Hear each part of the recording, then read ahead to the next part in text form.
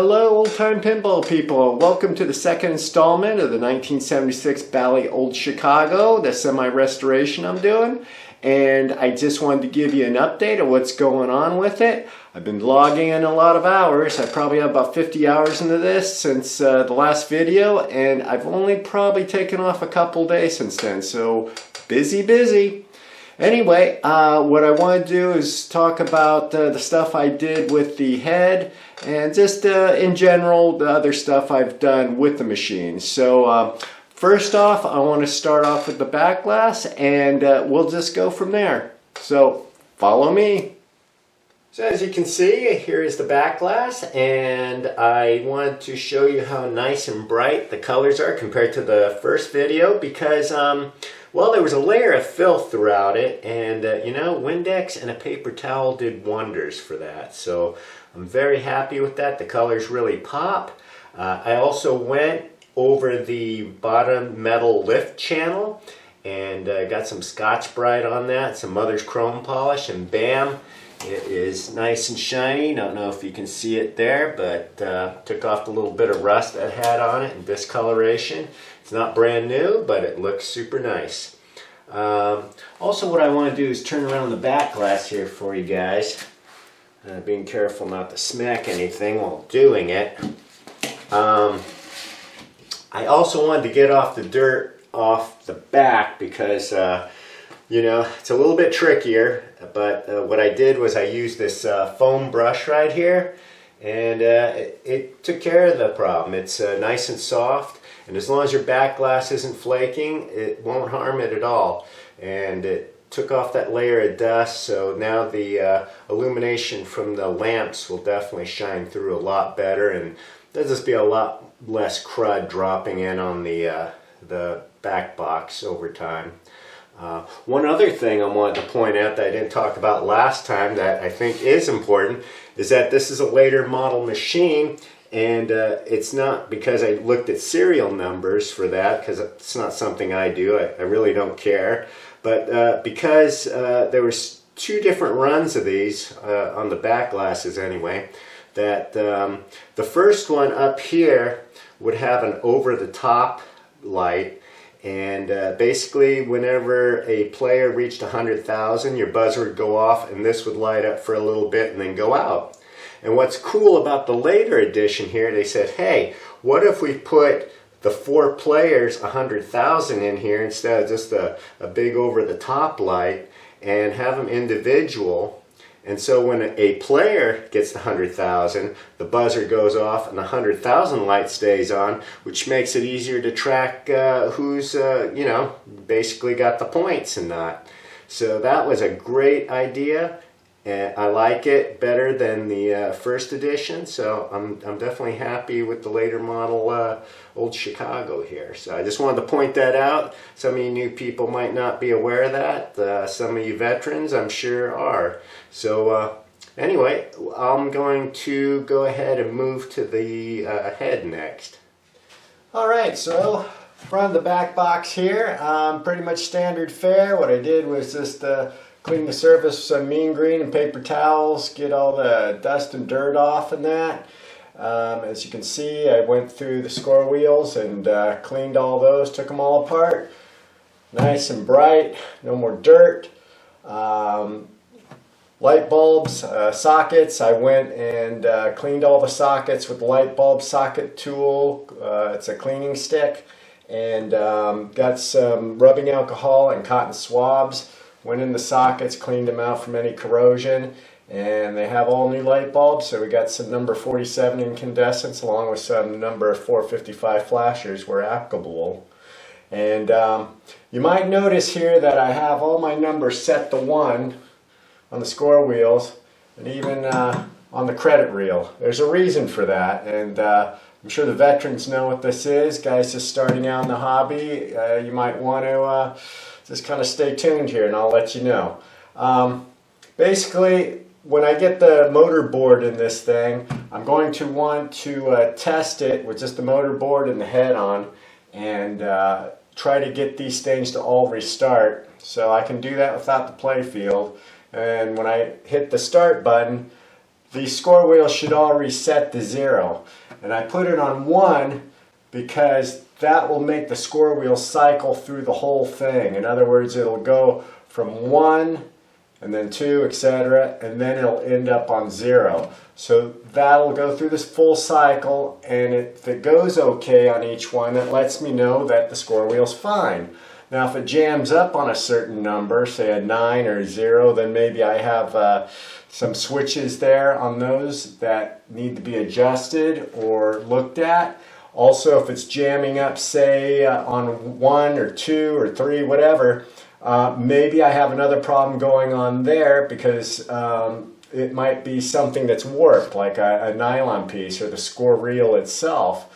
So this will let me know that everything's okay throughout the whole cycle if it can go back and set to 0. So that's why I do that. You know, if you set it to 2, I mean, you could do that, but then you're not going to get it to run through on, say, number 1. So that's the easiest I can explain it. As far as a 1 on here too, what I want to do is start the cycle going. Like I said, start the game, and I want to make sure this decrements and goes to 0. That would mean that my, you know, the credit stepper is doing fine and doing what it's supposed to do. And that means the circuit's complete from the coin door as well.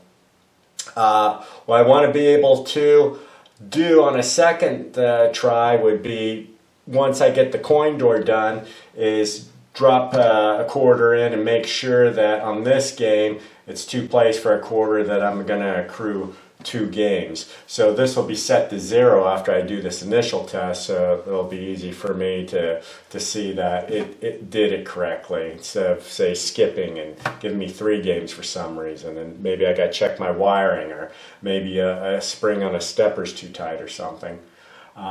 So that's it in a nutshell here. Why don't we go to the back of the head and see what's going on. And I'm kind of at an angle, the machine's kind of close to the wall, and I'm holding the camera, so there's going to be a little bit of shaking, so bear with me. But it's all done in the back here, and I'll start with what I worked on first and why. I'll move over here. Generally, as a rule, you want to always start from the top and work your way down, especially when a machine is filthy. That way, any dirt that breaks loose doesn't fall down on your newly clean parts if you started from the bottom instead of the top, in case you started messing with something on top. So that is one thing to keep in mind. Anyway, we have a little bank of relays here, 4 relays. So all the metal here has been taken off and put in evaporust, with the exception of the relays. I did not take these ones apart. They were clean enough because the board right here was protecting them. So I did take the board off and cleaned all that and set the relays, and everything was good there. Nothing broken, wires intact, so all good. Then as far as these score wheels here, no problems except for I think a wire was broken. There was I think a couple of the screws missing. I ended up having some extra score wheel parts, so I was able to grab from those of what I needed. Coils were fine in that. Just kind of standard fare, just clean everything up. Broke down the score wheels completely, the bodies and everything, and evaporust, the nylon pieces, and that went in the ultrasonic. And the score reels themselves I hand clean with mild dish soap and very light warm water. So cleaned those up, came out pretty good. Only a couple score wheels lost some numbers on them due to people shooting them with WD-40 and that, so I had to fill in with black ink marker, and that came out fine. So we moved kind of down here to the player unit stepper. All good there. Just took that apart, readjusted stuff. Yeah, everything came out fine, and that coils were fine.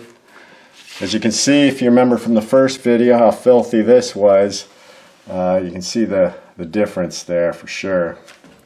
And moving down again, we got the score wheels on the bottom on this side.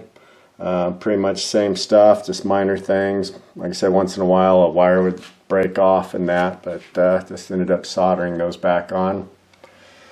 Over here we have the match unit. This one needed a little bit of work. It was kind of messed up. This has a new bracket and coil stop here and a new plunger, and one of these screws right here was missing on the switch. What happened was the coil stop broke loose from the bracket there, which is it's factory pressed in, and was rattling around, and what that does, it sends the plunger into a weird angle, and it'll ruin the plunger itself, banging kind of sideways and that. So like I said, I got the spare parts in hand. That wasn't a problem. Replaced that. We're good to go. Going down here, you probably remember on the first video how filthy this thing was. You could hardly see some of the numbers. Cleaned up really nicely. I only had to touch up a little bit with a black ink pen on the number 11 for sure, but it came out pretty good. I'm happy with that. Nice and clean, as you can see. Same stuff there, is breaking that all down, and then here we have the knocker. Took that apart as well. Everything good there. Squirrel wheels on this side. Standard fare stuff. Then we had this. This was a little involved with all these relays here. I thought I could just clean around it and that, but the dirt had fallen down and gotten in between everything so badly. I had to take the board off. I had to take all the relays apart, the bodies, everything. I had to clean them all up. So the bodies and everything went in the evaporust, and then the other parts went in ultrasonic and that, like screws and springs and stuff. So usually I don't take apart all the bodies and stuff on relays. I kind of clean around them and that. But what makes it nice is that on the switches, I'm able to get in there a lot easier to clean them with a flex file and rubbing alcohol on a Q-tip.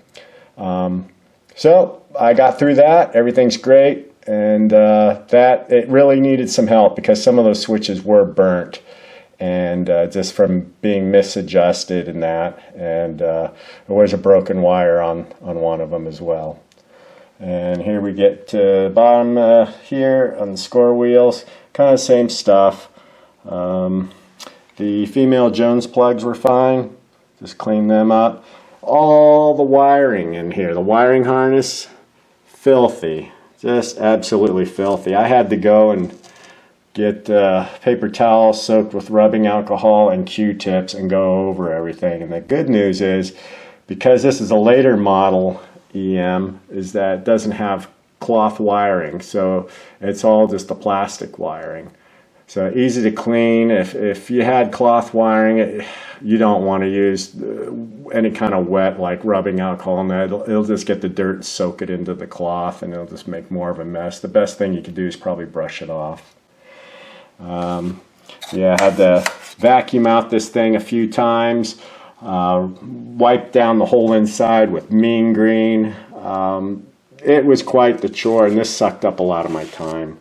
If you look here, I got a new channel bar. I could not find a good used one, and I'll put this in the description on the video of where to get this. I picked this up at Lowe's. And I bought an 8-foot piece. They were able to deliver it. I think it cost a little under $23 delivered, included tax. This is the same exact size you need. Width is 3/4. And like I said, the length in that, you get 8 feet. So I'm going to be able to work on a few other machines down the road, which will be great. I'll just scan down here. Got the back box. I got a brand new lock and key there. I cleaned it all up. Excuse me. It was very filthy, of course. Lots of dirt on the inside and out. Good to go now. And no, I did not put that in evaporust. It's a little bit on the big side, so I do not have a pan that big. But you know what? If I did, I'd probably try it just to see what happens. It might darken it up more. Evaporust can do some weird things with different metals, as some of you might know.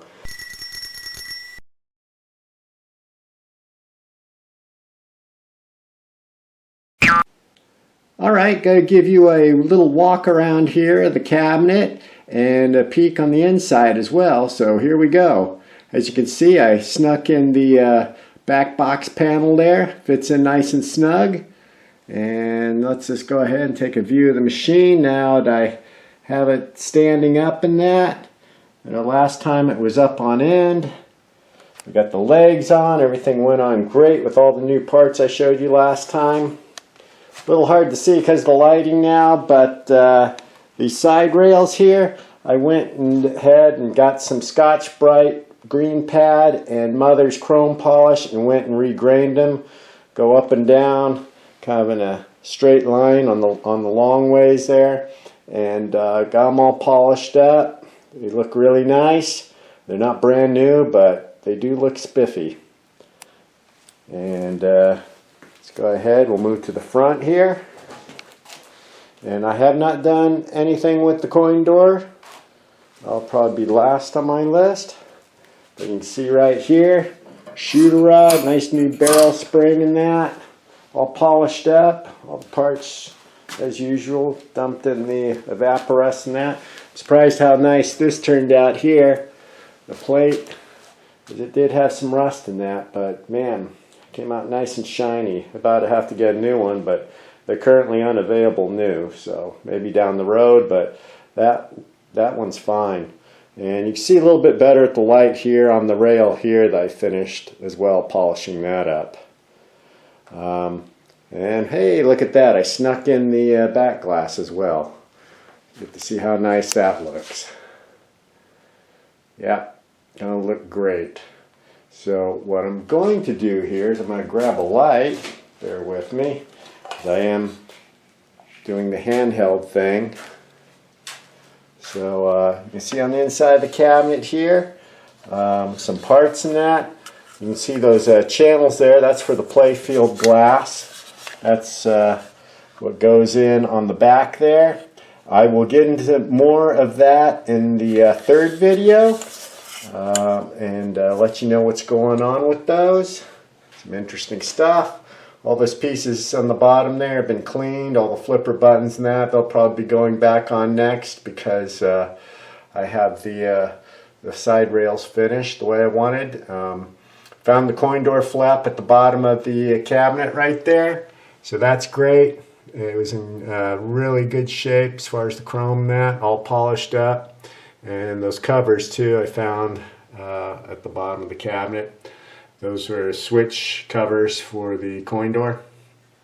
And then we have also the bolts for the motor board there, all polished up and bagged. The lockdown bar, right there, all polished up, ready to go. Need a beer seal for it though. That score wheel is just a part score wheel. You're gonna like this. The chime box, all rebuilt, taken apart, brand new rubber grommets on top there, along with the nylon nuts, brand new. Everything else was fine, just had to clean it all up, polish it out. Good stuff. Move over here to the tilt board. Tilt board I took all apart. Has a couple new carriage bolts holding it. One of the other ones was all twisted up for whatever reason. Tilt bob and all that was cleaned up, polished. The buzzer. Everything that board's been addressed, cleaned up. Even the tilt roller ball there. Need a new ball for that though. It takes a special size, smaller ball than an average one that you play with on the play field. And then you can see also the fuse block there has not been replaced. Still have to do that, but that's the only thing you have to do to tilt board. So that's going to wrap it up. This video is already getting long enough, and I'll get into more stuff for next week. Or I should say next video, and that'll do it. So thanks for watching. Appreciate you guys, and go play some old time pinball, and I'll catch you next time around. Take care now. Thanks again.